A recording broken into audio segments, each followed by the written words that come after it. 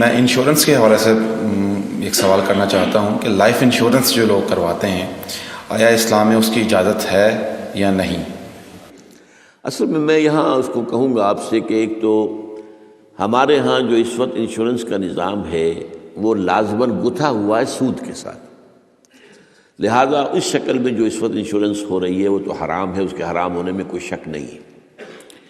البتہ یہاں پر pure insurance کی بات اگر کی جائے جس کے اندر کہ کوئی سودی معاملہ نہ ہو، کیونکہ وہ پھر انویسٹ کرتے ہیں اور اس کا بھی پھر وہ جو ہے وہ نفع دیتے ہیں، وہ سب کچھ ہے، وہ سارا معاملہ ہے۔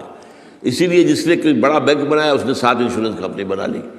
حبیب بینک بن گیا، حبیب انشورنس کمپنی بن گئی، وغیرہ وغیرہ۔ آدم جی بینک تھا، آدم جی انشورنس بن گئی۔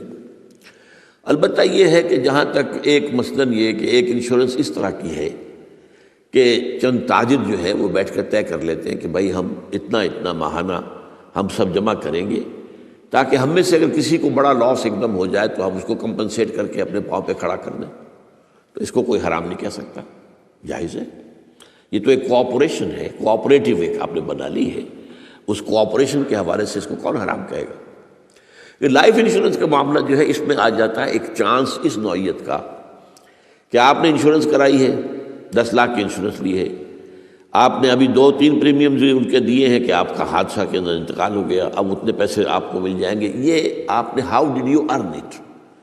تو شریعت کے جو بھی جائز ذرائع ہیں ارننگ کے ان میں کسی میں یہ فال نہیں کرتا، یہ تو چانس کی بات ہو گئی، جیسے جوئے کے اندر چانس ہوتا ہے، آپ کا داؤ لگ گیا تو آپ کو جو ہے وہ 12 ہو گئے،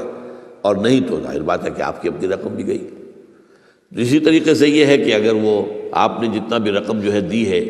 وہ ہو سکتا ہے کہ وہ آپ بالکل ٹھیک ٹھاک اس وقت تک رہیں۔ میں پورے نظام کو چونکہ جانتا نہیں ہوں، اس لیے میں اس میں رائے ویسے دیا نہیں کرتا، اس میں میرے بیٹے سے آپ ذرا بات کر لیجیے کہ کسی وقت آ کر جنہوں نے PhD کے کورسز مکمل کیے ہوئے ہیں اسلامک اکنامکس میں، عاطف وحید، تو وہ ہمارے وہاں قرآن اکیڈمی میں بیٹھتے ہیں، تو کبھی دن میں آ کے بات کر لیجئے۔ لیکن یہ چند باتیں وہ تھیں جو میں نے آپ کے ساتھ جو میرے سامنے واضح تھیں وہ میں نے واضح کر دی۔